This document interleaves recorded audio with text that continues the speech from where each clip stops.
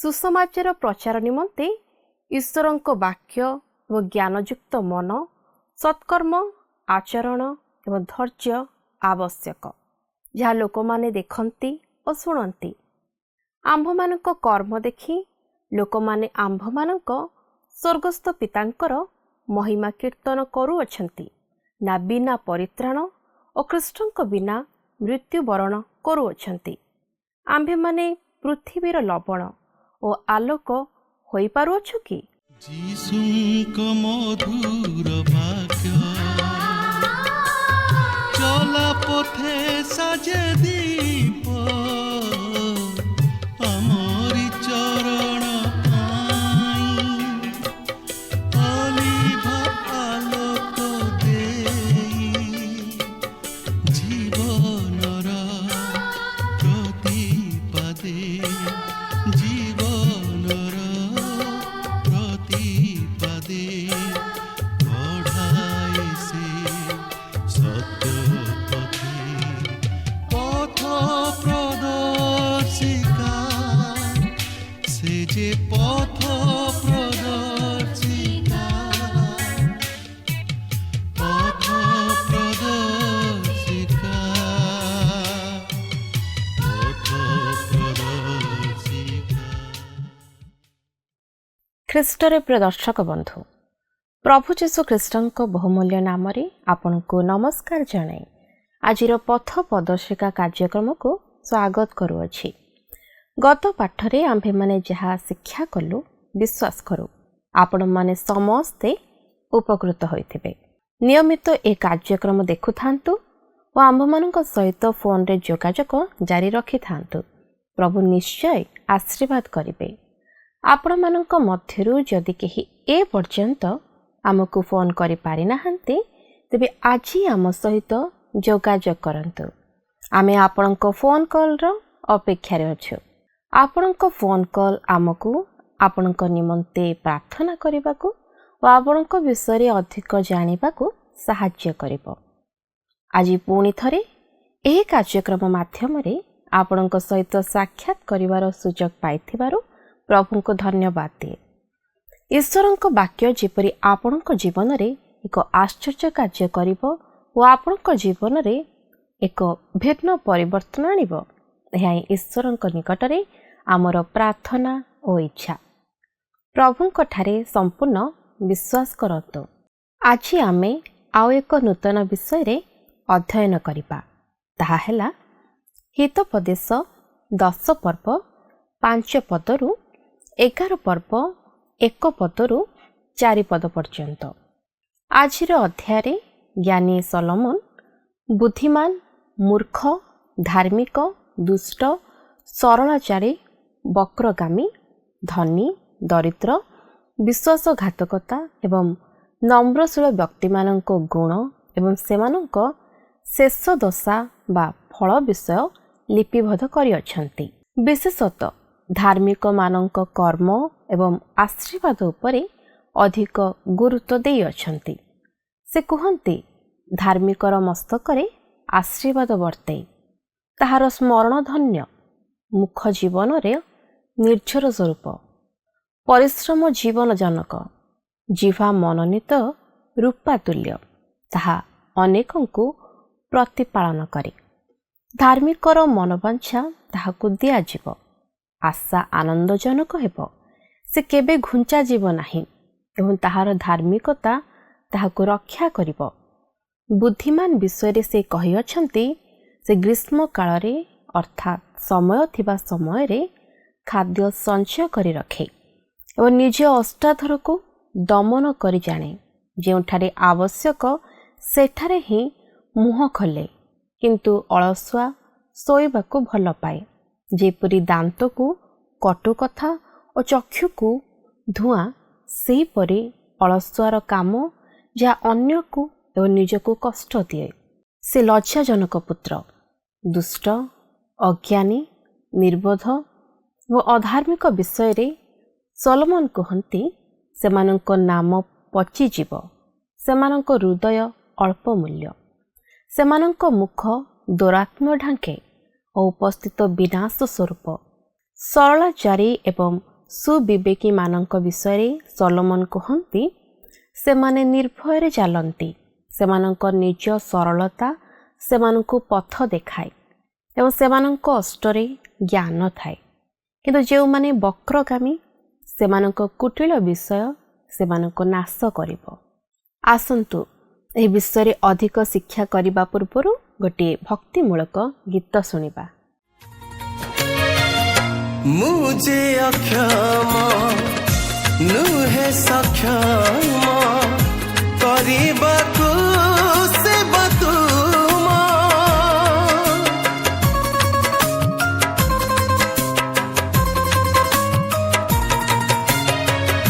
ମୋର କରମ ନୁହେଁ ଉତ୍ତମ, ପାପରେ ମୋର ଜନମ, ମୁଁ ପାପୀ ମୁଁ ଦୋଷୀ ମୁଁ ଅଟେ ଅଧମ, ନାହିଁ ମୋ ଜୀବନେ କିଛି ସୁକରମ, କରୁଅଛି କୋଟି ପ୍ରଣାମ,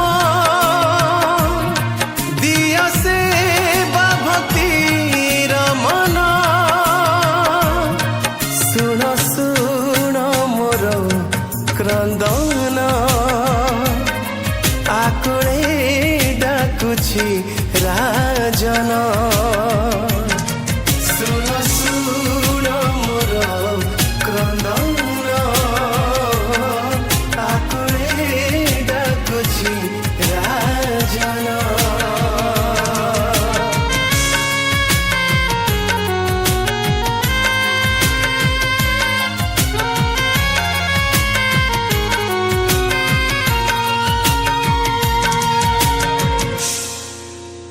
ଆସନ୍ତୁ ବର୍ତ୍ତମାନ ଆମେ ପ୍ରଭୁଙ୍କର ବାକ୍ୟ ମଧ୍ୟକୁ ଯିବା।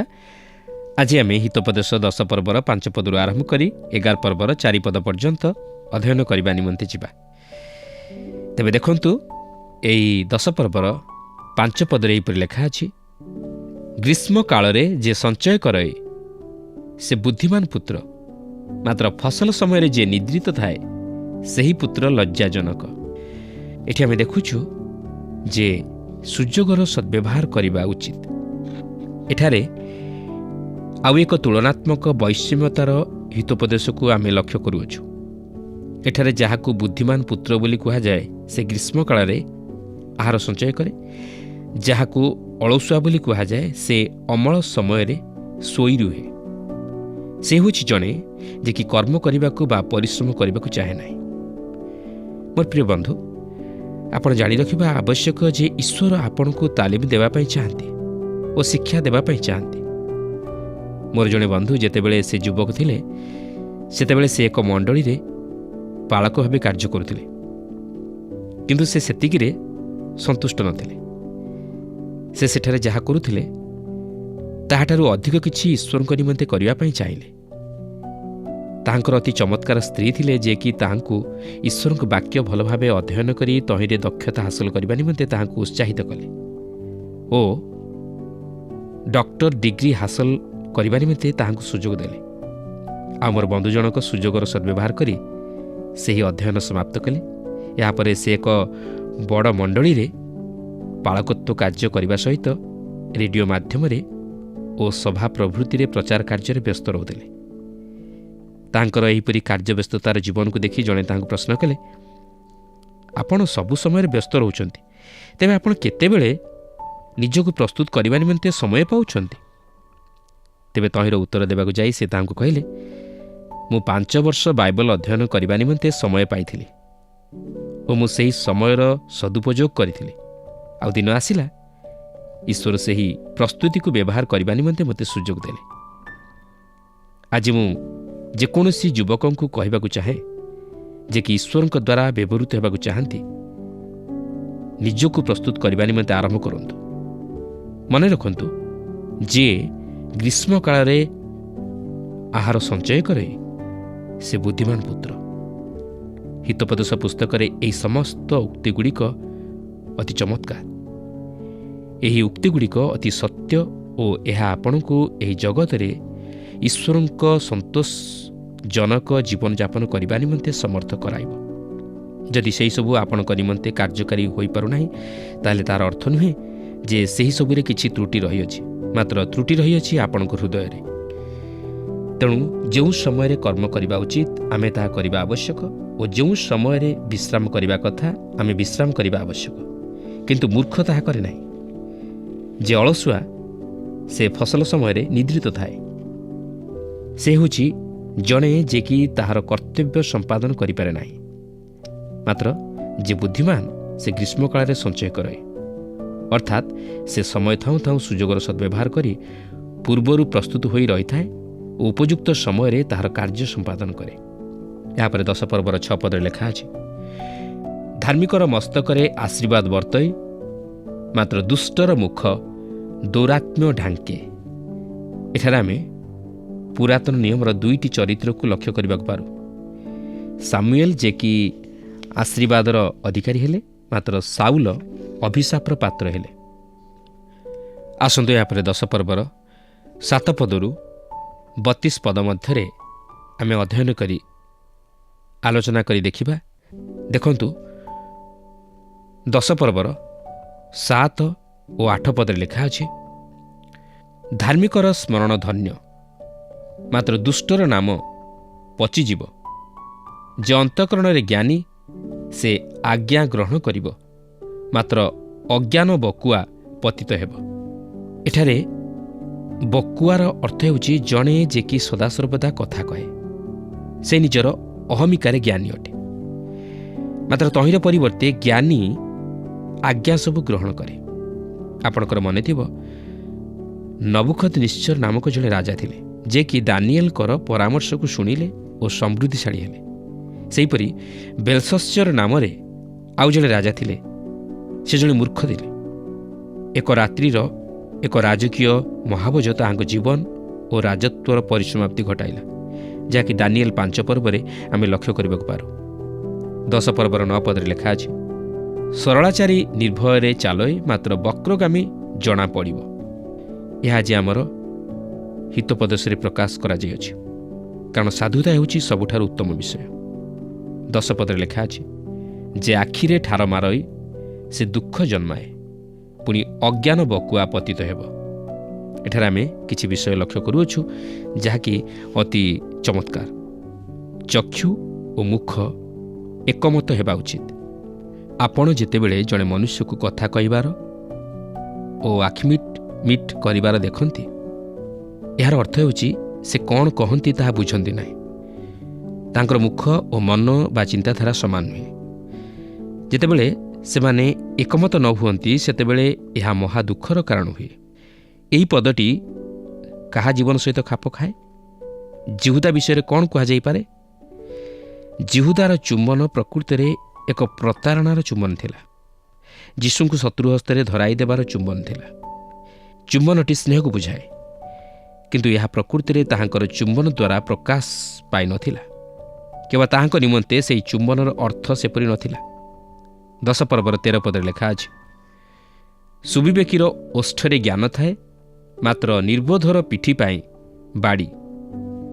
ସମଗ୍ର ଜଗତ ସଲୋମନଙ୍କର ଜ୍ଞାନର କଥା ଶୁଣିବାକୁ ଆସିଥିଲେ। ଲେଖା ଅଛି, ମାତ୍ର ନିର୍ବୋଧର ପିଠି ପାଇଁ ବାଡ଼ି। ଏହି ବିଷୟଟି ତାଙ୍କ ପୁତ୍ର ରିହବୟାମଙ୍କ ଚରିତ୍ର ଚିତ୍ରଣ କରେ। ସେ ତାହାଙ୍କ ରାଜ୍ୟର ପ୍ରାଚୀନ ତଥା ଜ୍ଞାନୀ ପରାମର୍ଶଦାତାମାନଙ୍କର ପରାମର୍ଶକୁ ଗ୍ରହଣ କଲେ ନାହିଁ, ମାତ୍ର ସେ ଯୁବାମାନଙ୍କର ପରାମର୍ଶକୁ ଗ୍ରହଣ କଲେ, ଯେଉଁମାନେ ତାହାଙ୍କ ସହିତରେ ବଢ଼ିଥିଲେ, ଯାହାକି ପ୍ରଥମ ରାଜାବଳୀ 12 ପର୍ବରେ ଲକ୍ଷ୍ୟ କରିବାକୁ ମିଳେ। ଫଳତଃ ସେ ତାହାଙ୍କର ରାଜ୍ୟ ମଧ୍ୟକୁ ଗୃହଯୁଦ୍ଧ ଓ ବିଭାଜନ ଆଣିଲେ। ଏହାପରେ 10 ପର୍ବର 14 ପଦରେ ଲେଖା ଅଛି, ଜ୍ଞାନୀମାନେ ବିଦ୍ୟା ସଞ୍ଚୟ କରନ୍ତି, ମାତ୍ର ଅଜ୍ଞାନର ମୁଖ ଉପସ୍ଥିତ ବିନାଶ ସ୍ୱରୂପ। ଜ୍ଞାନୀ ବ୍ୟକ୍ତି ସବୁ ସମୟରେ ଜ୍ଞାନକୁ ଠୁଳ କରେ, ମାତ୍ର ମୂର୍ଖ ବ୍ୟକ୍ତି ଗୋଟିଏ ପାଦ କଦଳୀ ଚୋପା ଉପରେ ରଖିଥିବା ସମୟରେ ଆଉ ଗୋଟିଏ ପାଦ ସମାଧି ମଧ୍ୟରେ ରଖେ।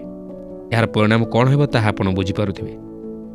10 ପର୍ବର 16 ପଦରେ ଲେଖା ଅଛି, ଧାର୍ମିକର ପରିଶ୍ରମ ଜୀବନ ଜନକ, ପୁଣି ଅଧାର୍ମିକର ଆୟ ପାପଜନକ।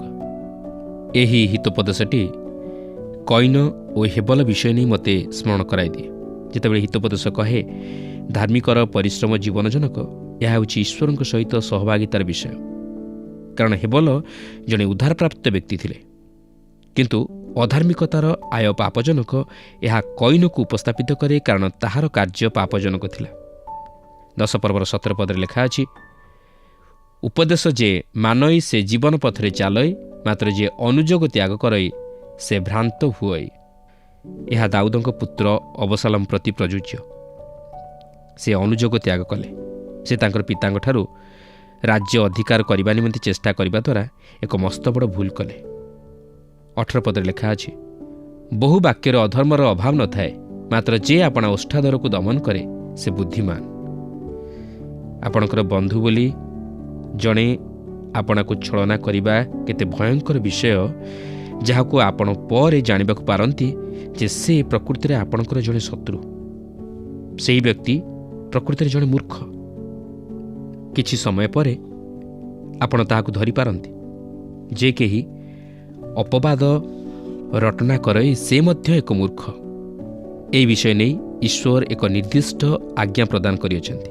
ଲେବୀୟ 19 ପର୍ବର 16 ପଦରେ ଏହିପରି ଲେଖା ଅଛି, ତୁମେ ଖଚୁଆ ହୋଇ ଆପଣା ଲୋକମାନଙ୍କ ମଧ୍ୟରେ ଏଣେ ତେଣେ ବୁଲିବ ନାହିଁ, କିଏ ବା ତୁମ୍ଭ ପ୍ରତିବାସୀର ରକ୍ତ ପ୍ରତିକୂଳରେ ଠିଆ ହେବ ନାହିଁ। ଆମ୍ଭେ ସଦାପ୍ରଭୁ। ଏହା ଆହୁରି କହେ, ତୁମ୍ଭେ ମନେ ମନେ ଆପଣା ଭାଇକି ଘୃଣା କରିବ ନାହିଁ, ତୁମେ ନିତାନ୍ତ ଆପଣା ପ୍ରତିବାସୀକି ଅନୁଯୋଗ କରିବ, ତହିଁରେ ତୁମ୍ଭେ ତାହାର ପାପ ଭୋଗିବ ନାହିଁ। ଯାହାକି ଲେବୀୟ 19 ପର୍ବର 17 ପଦରେ ଲେଖା ଅଛି। ତେଣୁକରି ଜଣେ ବ୍ୟକ୍ତିର ଅତିରିକ୍ତ ପ୍ରଶଂସା କରନ୍ତୁ ନାହିଁ ଯେତେବେଳେ ଆପଣ ପ୍ରକୃତିରେ ତାହାକୁ ଘୃଣା କରନ୍ତି, କିଏ ବା ତାହାର ଅପବାଦ କରନ୍ତି। ଏହା ଈଶ୍ୱରଙ୍କ ବାକ୍ୟରେ ଜଣେ ବ୍ୟକ୍ତି ବିଷୟ ନେଇ ବର୍ଣ୍ଣନା କରେ। 10 ପର୍ବର 21 ପଦରେ ଲେଖା ଅଛି, ଧାର୍ମିକର ଓଷ୍ଠାଧର ଅନେକଙ୍କୁ ପ୍ରତିପାଳନ କରଇ, ମାତ୍ର ଅଜ୍ଞାନମାନେ ନିର୍ବୋଧତା ହେତୁରୁ ମରନ୍ତି। ତେବେ ସାଉଲଙ୍କୁ ତୁଳନା କଲେ ଯେ କି ମୂର୍ଖ ପରି କର୍ମ କଲେ। ପୁନର୍ବାର ସାମୁଏଲଙ୍କ କଥା ମୋର ସ୍ମରଣରେ ଆସିଯାଏ, ଯେ କି ଇସ୍ରାଏଲର ଜଣେ ମହାନ ବିଚାରକର୍ତ୍ତା ଥିଲେ। 10 ପର୍ବର 22 ପଦରେ ଲେଖା ଅଛି, ସଦାପ୍ରଭୁଙ୍କ ଆଶୀର୍ବାଦ ଧନମାନ କରେ, ପୁଣି ସେ ତାହା ସଙ୍ଗରେ ଦୁଃଖ ଯୋଗ କରନ୍ତି ନାହିଁ। ଅନେକ ଅଛନ୍ତି ଯେଉଁମାନେ କି ଅତି ଆନନ୍ଦରେ କାଳାତିପାତ କରନ୍ତି ଆଉ ଭାବନ୍ତି ଯେ ସେମାନେ ଏହିପରି କାଳାତିପାତ କରି ଚାଲିଥିବେ, କିନ୍ତୁ ସେମାନେ ଯେତେବେଳେ ଅନ୍ତିମ ସମୟର ନିକଟବର୍ତ୍ତୀ ହୁଅନ୍ତି ସେମାନେ ଲକ୍ଷ୍ୟ କରିବାକୁ ପାରନ୍ତି ଯେ ଏହି ଜୀବନ ଅତି ଦୁର୍ବିସହ ଓ ଏହାର ସମସ୍ୟା ଅତି ଅସହ୍ୟ। ବିଶେଷରେ ମନୁଷ୍ୟ ତାହାର ଶେଷ ଜୀବନର ଅନୁଭୂତି ମଧ୍ୟ ଦେଇ ଯେତେବେଳେ ଗତି କରେ, ଏହା ହିଁ ସେ ଲକ୍ଷ୍ୟ କରିବାକୁ ପାରେ ଯେ ଏହି ଜୀବନ କେବଳ ଦୁଃଖ ଯାତନାରେ ପରିପୂର୍ଣ୍ଣ। 23 ପଦରେ ଲେଖା ଅଛି, କୁକ୍ରିୟା କରିବାର ଅଜ୍ଞାନର କୌତୁକ, ସେହିପରି ଜ୍ଞାନ ବୁଦ୍ଧିମାନ ଲୋକର। ଏହା ଯୁବକମାନଙ୍କ ପ୍ରତି ଏକ ଉତ୍ତମ ଉପଦେଶ। ଏହାପରେ 26 ପଦରେ ଲେଖା ଅଛି, ଯେପରି ଦନ୍ତକୁ କଟୁରସ ଓ ଚକ୍ଷୁକୁ ଧୂଆଁ, ସେପରି ଆପଣା ପ୍ରେରକମାନଙ୍କ ପ୍ରତି ଅଳସୁଆ। ଆପଣ କେବେ ଜଣେ ଅଳସୁଆ ବ୍ୟକ୍ତିକୁ କୌଣସି କାର୍ଯ୍ୟ ନିମନ୍ତେ ପଠାଇ ତାହା ନିମନ୍ତେ ବଡ଼ ବ୍ୟସ୍ତ ଓ ବିବ୍ରତ ହୋଇ ଅପେକ୍ଷା କରି ରହିବାର ଅନୁଭୂତି ମଧ୍ୟ ଦେଇ ଗତି କରିଅଛନ୍ତି କି? ତାହା ହିଁ ଠିକ୍ ଦନ୍ତକୁ କଟୁରସ ଓ ଚକ୍ଷୁକୁ ଧୂଆଁ ପରି। 27 ପଦରେ ଲେଖା ଅଛି, ସଦାପ୍ରଭୁଙ୍କ ବିଷୟକ ଭୟ ଦିନ ବଢ଼ାଏ, ମାତ୍ର ଦୁଷ୍ଟର ବର୍ଷ ଉଣା କରାଯିବ। ଏହା ପୁରାତନ ନିୟମର ଦିନମାନଙ୍କରେ ପ୍ରକୃତରେ ସତ୍ୟ ଥିଲା। ଯେଉଁମାନେ ଈଶ୍ୱରଙ୍କର ବାଧ୍ୟ ହେଲେ ସେମାନଙ୍କୁ ସେ ଦୀର୍ଘାୟୁ ଦେବା ନିମନ୍ତେ ପ୍ରତିଜ୍ଞା କଲେ। ସମ୍ଭବତଃ ଆପଣ ଭାବୁଥିବେ ସେ କ'ଣ ତାହା ଆଜି ବି ପ୍ରତିଜ୍ଞା କରନ୍ତି ନାହିଁ? ନୁହେଁ, ମାତ୍ର ସେ ଆମ୍ଭମାନଙ୍କୁ ଅନନ୍ତ ଜୀବନ ଦେବା ନିମନ୍ତେ ପ୍ରତିଜ୍ଞା କରିଅଛନ୍ତି, ଯାହାକି ତାହା ଅପେକ୍ଷା ଅଧିକ ଉତ୍ତମ ଜୀବନ। କେବଳ ଗୁଣରେ ନୁହେଁ, ମାତ୍ର ପରିମାଣରେ ମଧ୍ୟ। 30 ପଦରେ ଲେଖା ଅଛି, ଧାର୍ମିକ କେବେ ହିଁ ଘୁଞ୍ଚାଯିବ ନାହିଁ, ମାତ୍ର ଦୁଷ୍ଟ ଦେଶବାସୀ ହେବ ନାହିଁ। ଆସନ୍ତୁ ସେହି ଦୃଷ୍ଟିକୋଣରୁ ନେଇ ଆମେ ଇତିହାସକୁ ଲକ୍ଷ୍ୟ କରିବା। ପୃଥିବୀର ସମସ୍ତ ମହାନ ନେତାମାନେ, ରାଜାମାନେ ଓ ଅଧିନାୟକମାନେ ଉଭେଇ ଯାଇଛନ୍ତି। ଫାରୋଗଣ, କାଇସର, ମହାବୀର ଆଲେକ୍ଜାଣ୍ଡର, ନେପୋଲିଅନ୍ ପ୍ରଭୃତି ସମସ୍ତେ ଚାଲିଯାଇଛନ୍ତି। କାହାର ରାଜତ୍ୱ ସ୍ଥିର ହୋଇ ରହିନାହିଁ କି କେହି ଜୀବିତ ଅବସ୍ଥାରେ ଆଉ ନାହାନ୍ତି। କିମ୍ବା ଆଜି ମଧ୍ୟ କୌଣସି ସରକାର ଦୀର୍ଘକାଳ ଧରି ସ୍ଥିର ରହିବାର ଆମେ ଲକ୍ଷ୍ୟ କରିବାକୁ ପାରୁନାହୁଁ। କାରଣ ଈଶ୍ୱରଙ୍କର ଏକ ସରକାର ରହିଅଛି, ଯାହାକି ଏକ ରାଜତନ୍ତ୍ର ହେବାକୁ ଅଛି। ପ୍ରଭୁ ଯୀଶୁ ଯେତେବେଳେ ଏହି ପୃଥିବୀ ଉପରେ ତାହାଙ୍କର ରାଜତ୍ୱ ପ୍ରତିଷ୍ଠା କରିବେ ଓ ଏହି ପୃଥିବୀର ଶାସକ ହେବେ, ସେତେବେଳେ ଏକଛତ୍ରପତି ଶାସକ ହିସାବରେ ତାହାଙ୍କ ସମତୁଲ୍ୟ କେହି ନଥିବେ। ଆଉ ତାହାଙ୍କ ରାଜତ୍ୱ ସମୟରେ ଧାର୍ମିକ କେବେ ହେଁ ଘୁଞ୍ଚାଯିବ ନାହିଁ। 31-32 ପଦରେ ଲେଖା ଅଛି, ଧାର୍ମିକର ମୁଖ ଜ୍ଞାନ ଜନ୍ମାଏ, ମାତ୍ର କୁଟିଳବାଦୀ ଜିହ୍ୱା ଉଚ୍ଛିନ୍ନ ହେବ। ଧାର୍ମିକର ଓଷ୍ଠାଧର ତୁଷ୍ଟିକର କଥା ଜାଣଇ, ମାତ୍ର ଦୁଷ୍ଟର ମୁଖ କୁଟିଳ କଥା କହଇ। ଏହା ହିଁ ହେଉଛି ଧାର୍ମିକ ଓ ଦୁଷ୍ଟ ଲୋକ ମଧ୍ୟରେ ଭିନ୍ନତା। ଆସନ୍ତୁ ବର୍ତ୍ତମାନ 11 ପର୍ବ ମଧ୍ୟକୁ ଯିବା। ଏହି ପର୍ବଟି ବ୍ୟବସାୟ ବିଷୟ ନେଇ ପ୍ରକୃତରେ ଯୁବକକୁ କେତେକ ଉତ୍ତମ ଉପଦେଶ ପ୍ରଦାନ କରିବ। ବାସ୍ତବରେ ଧାର୍ମିକ କେବେ ହେଲେ ଘୁଞ୍ଚାଯିବ ନାହିଁ। ସେ ଈଶ୍ୱରଙ୍କର ଆଶୀର୍ବାଦର ଅଧିକାରୀ ହୋଇଥାଏ। ମାତ୍ର ଦୁଷ୍ଟ ଦେଶବାସୀ ହେବ ନାହିଁ। ତାହାର ନାମ ଲୁପ୍ତ ହୋଇଯିବ। ଲୋକେ ତାହାକୁ ଆଉ ସ୍ମରଣ ରଖିବେ ନାହିଁ। ଆଜି ଏହି ଜଗତରେ କେହି ରହିନାହିଁ କି ରହିବେ ନାହିଁ। ମାତ୍ର ଯେଉଁମାନେ ଧାର୍ମିକତାର ଅନୁଗାମୀ ହୋଇ ଉତ୍ତମ କର୍ମମାନ ସାଧନ କରିଥାନ୍ତି, ସେମାନେ ଚିରସ୍ମରଣୀୟ ହୋଇ ରହିଥାନ୍ତି। କିନ୍ତୁ ଦୁଷ୍ଟ ଲୋକକୁ କେହି ସ୍ମରଣ କରନ୍ତି ନାହିଁ। ପ୍ରଭୁ ଯୀଶୁଖ୍ରୀଷ୍ଟ ଦିନେ ଏହି ଜଗତରେ ବିଚାର କରିବାକୁ ଆସୁଅଛନ୍ତି ଓ ସେ ଧାର୍ମିକତାରେ ଏହି ଜଗତରେ ବିଚାର କରିବେ ଓ ଏହି ଜଗତରେ ତାହାଙ୍କର ରାଜ୍ୟ ପ୍ରତିଷ୍ଠା କରିବେ। ଆଉ ସେତେବେଳେ ତାହାଙ୍କ ରାଜ୍ୟରେ ଧାର୍ମିକମାନେ ସ୍ଥାନ ପାଇବେ। ପ୍ରିୟ ବନ୍ଧୁ, ଏଠାରେ ଆମେ ଦୁଷ୍ଟ ଓ ଧାର୍ମିକ ମଧ୍ୟରେ ଏକ ଚମତ୍କାର ଭିନ୍ନତା ଲକ୍ଷ୍ୟ କରିବାକୁ ପାରୁଅଛୁ। ଧାର୍ମିକ ସେହି ଅନନ୍ତ ଜୀବନର ଅଧିକାରୀ ହୁଏ, ମାତ୍ର ଦୁଷ୍ଟ ଅନନ୍ତ ମୃତ୍ୟୁର ଅଧୀନ ହୁଏ। ତେଣୁ ଆସୁ ସେହି ଧାର୍ମିକତା ରୂପ ଖ୍ରୀଷ୍ଟଙ୍କର ଅନୁଗାମୀ ହୋଇ ଅନନ୍ତ ଜୀବନର ଅଧିକାରୀ ହେଉ। 11 ପର୍ବର 1 ପଦରେ ଲେଖା ଅଛି, ଅଯଥାର୍ଥ ନୀତି ସଦାପ୍ରଭୁଙ୍କର ଘୃଣା ବିଷୟ, ମାତ୍ର ଯଥାର୍ଥ ବଟଖରା ତାହାଙ୍କର ତୁଷ୍ଟିକର। ଈଶ୍ୱର ବ୍ୟବସାୟରେ ମଧ୍ୟ ପ୍ରବେଶ କରନ୍ତି। ଆପଣ ତାହାଙ୍କୁ ଆପଣଙ୍କର ବ୍ୟବସାୟରେ ଅଂଶୀଦାର ସ୍ୱରୂପେ ନେଇପାରିବେ। କିନ୍ତୁ ସେ ଯାଉନା କାହିଁକି, ଯଦି ଆପଣ ଅସାଧୁ ଉପାୟରେ ବ୍ୟବସାୟରେ ଲାଭବାନ ହେବାକୁ ଚାହାନ୍ତି, ତାହେଲେ ଆପଣ ତାହାଙ୍କ ସହ ଅଂଶୀଦାର ହୋଇପାରିବେ ନାହିଁ। ଆପଣ ଯଦି ସାଧୁତା ଆଚରଣ କରନ୍ତି, ତାହେଲେ ସେ ଆପଣଙ୍କ ସହ ଅଂଶୀଦାର ହେବା ନିମନ୍ତେ ପସନ୍ଦ କରିବେ। ବିଶେଷରେ ଯେଉଁ ଖ୍ରୀଷ୍ଟ ବିଶ୍ୱାସୀମାନେ ବ୍ୟବସାୟରେ ଲିପ୍ତ, ସେମାନେ ସେମାନଙ୍କର ବ୍ୟବସାୟରେ ସାଧୁତା ରକ୍ଷା କରିବା ଉଚିତ। ଏହାପରେ 11 ପର୍ବର 2 ପଦରେ ଲେଖା ଅଛି, ଅହଙ୍କାର ଆସିଲେ ଲଜ୍ଜା ଆସେ, ମାତ୍ର ନମ୍ରଶୀଳ ଲୋକଠାରେ ଜ୍ଞାନ ଥାଏ। ଦେଖନ୍ତୁ, ଅହଙ୍କାର ହେଉଛି ଆଉ ଏକ ପାପ। ଏଠାରେ ଯୁବା ମନୁଷ୍ୟକୁ ଅହଙ୍କାର ବିଷୟରେ ସତର୍କ କରାଇ ଦିଆଯାଏ। ଏହି ହିତୋପଦେଶ ଅହଙ୍କାର ଓ ନମ୍ରତା ମଧ୍ୟରେ ଏକ ପାର୍ଥକ୍ୟତା ଦର୍ଶାଏ। ଅହଙ୍କାର ସହିତ ଲଜ୍ଜା ସଦାସର୍ବଦା ପାଖେ ପାଖେ ଥାଏ। କାରଣ ଯେଉଁ ବ୍ୟକ୍ତି ଅହଙ୍କାର ସ୍ୱଭାବ ଧାରଣ କରେ, ତାହାର ପତନ ହୁଏ ଓ ସେ ଲଜ୍ଜିତ ହୁଏ। ପବିତ୍ର ଧର୍ମଶାସ୍ତ୍ର ମଧ୍ୟରେ ଏହି ଅହଙ୍କାର ବିଷୟ ନେଇ ଅନେକ କିଛି ବିଷୟ ପ୍ରକାଶ କରାଯାଇଅଛି। ବିଶେଷତଃ ଏହି ହିତୋପଦେଶ ପୁସ୍ତକରେ ସେହି ଅହଙ୍କାର ବିଷୟ ନେଇ ଶିକ୍ଷା ଦିଆଯାଇଅଛି। ଏହାପରେ 11 ପର୍ବର 3 ପଦରେ ଲେଖା ଅଛି, ସରଳାଚାରୀମାନଙ୍କ ସରଳତା ସେମାନଙ୍କୁ ପଥ ଦେଖାଇବ, ମାତ୍ର ବିଶ୍ୱାସଘାତକମାନଙ୍କ କୁଟିଳାଚରଣ ସେମାନଙ୍କୁ ନାଶ କରିବ। ଏହି ସରଳତାର ଅର୍ଥ ହେଉଛି, ଯଦି ଜଣେ ବ୍ୟକ୍ତି ସତ୍ୟରେ ଚାଲିବା ନିମନ୍ତେ ଇଚ୍ଛା କରେ ଓ ଏହା ତାହାର ହୃଦୟର ଏକାନ୍ତ ଇଚ୍ଛା, ତାହେଲେ ଈଶ୍ୱରଙ୍କ ଆତ୍ମା ତାହାକୁ ସାହାଯ୍ୟ କରିବେ ଓ ସେହି ସତ୍ୟ ପଥରେ କଢ଼ାଇ ନେବେ। ମାତ୍ର ଭିନ୍ନତା ହେଉଛି ବିଶ୍ୱାସଘାତକମାନଙ୍କ କୁଟିଳାଚରଣ ସେମାନଙ୍କୁ ନାଶ କରିବ। ଏହାପରେ 11 ପର୍ବର 4 ପଦରେ ଲେଖା ଅଛି, କ୍ରୋଧର ଦିନରେ ଧନ ନିଷ୍ଫଳ, ମାତ୍ର ଧାର୍ମିକତା ମୃତ୍ୟୁରୁ ରକ୍ଷା କରଇ। ଏହି ବିଷୟଟି ଧନୀ ଓ ଲାଜାରର ଘଟଣାଟିକୁ ସ୍ମରଣ କରାଇଦିଏ।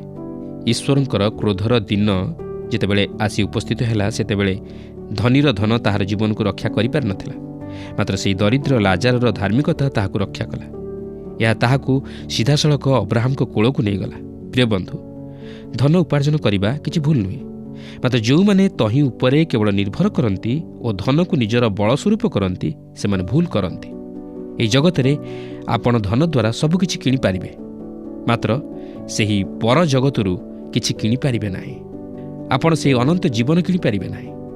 ଆପଣ ପାପ କ୍ଷମା କିଣିପାରିବେ ନାହିଁ। ଆପଣ ଶାନ୍ତି କିଣିପାରିବେ ନାହିଁ। ଆପଣ ଆନନ୍ଦ କିଣିପାରିବେ ନାହିଁ, ଯାହାକି ବାସ୍ତବ ଆନନ୍ଦ, ବାସ୍ତବ ଶାନ୍ତି, ବାସ୍ତବ ଜୀବନ। ତେଣୁ ଆସୁ ଧନ ଉପରେ ନିର୍ଭର ନ କରି ପ୍ରଭୁଙ୍କ ଉପରେ ନିର୍ଭର କରୁ। ଆଉ ପ୍ରଭୁଙ୍କର କ'ଣ ସନ୍ତୋଷଜନକ ତାହା ସମୀକ୍ଷା କରିବା ପାଇଁ ଆଉ ତାହା ସାଧନ କରିବା ପାଇଁ ଚେଷ୍ଟା କରୁ। ପ୍ରଭୁ ପ୍ରତ୍ୟେକଙ୍କୁ ଏହି ସଂକ୍ଷିପ୍ତ ଆଲୋଚନା ମଧ୍ୟ ଦେଇ ଆଶୀର୍ବାଦ କରନ୍ତୁ। ମୋର ବିଶ୍ୱାସ ଆଜିର କାର୍ଯ୍ୟକ୍ରମ ଆପଣଙ୍କୁ ନିଶ୍ଚୟ ଭଲ ଲାଗିଥିବ ଓ ଆପଣ ଆତ୍ମିକ ଜୀବନରେ ଉପକୃତ ହୋଇଥିବେ। ଆସୁ ଆଜିର ଶିକ୍ଷା ଅନୁସାରେ ନିଜକୁ ପରୀକ୍ଷା କରୁ। ଦ୍ୱିତୀୟ ବିବରଣୀ ପୁସ୍ତକରେ ସଦାପ୍ରଭୁ ସମଗ୍ର ଇସ୍ରାଏଲ ସନ୍ତାନଗଣଙ୍କୁ କହିଲେ, ଯେବେ ତୁମ୍ଭେମାନେ ମୋହର ଆଜ୍ଞା ଶୁଣିବ, ମାନିବ ଏବଂ କରିବ, ତାହେଲେ ସେ ପୃଥିବୀସ୍ଥ ସମସ୍ତ ଦେଶୀୟ ଲୋକଙ୍କ ଅପେକ୍ଷା ତୁମକୁ ଶ୍ରେଷ୍ଠ କରିବେ।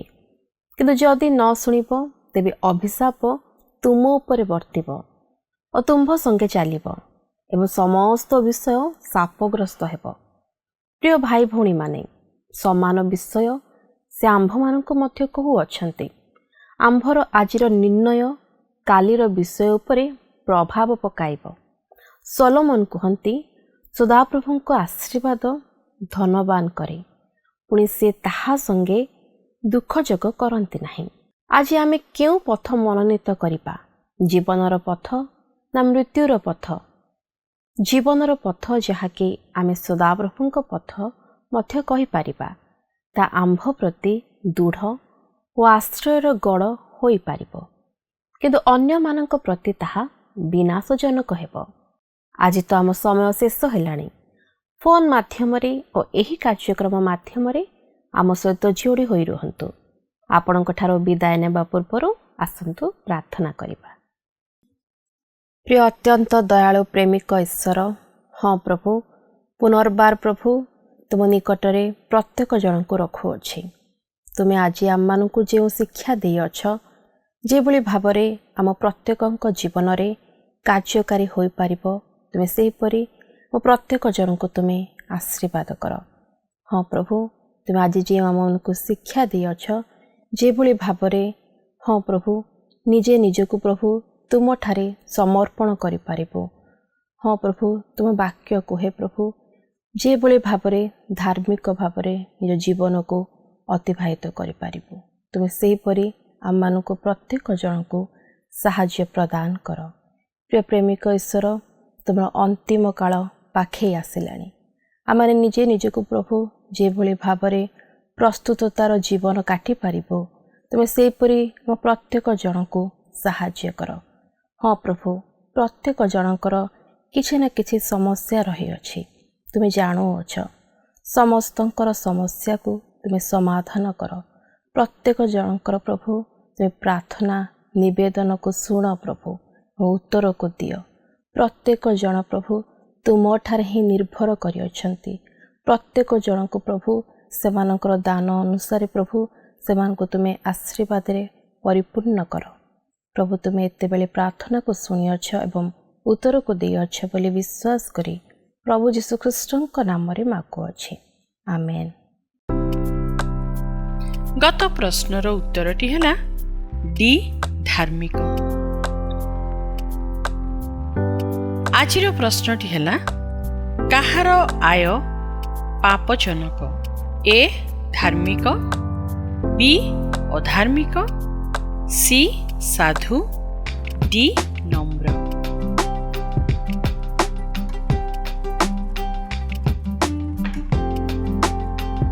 এই ପ୍ରଶ୍ନର ଉତ୍ତର ଆସନ୍ତାକାଲି ସନ୍ଧ୍ୟା 6ଟା ମଧ୍ୟରେ option A, B, C, D ମଧ୍ୟରୁ ସଠିକ୍ ଉତ୍ତର ବାଛି ଆପଣଙ୍କ ନାମ ଓ ସମ୍ପୂର୍ଣ୍ଣ ଠିକଣା ସହିତ 9777221415 ଫୋନ୍ ନମ୍ବରରେ SMS କିମ୍ବା ହ୍ୱାଟ୍ସଆପ୍ ଦ୍ୱାରା ଜଣାଇବାକୁ ଅନୁରୋଧ।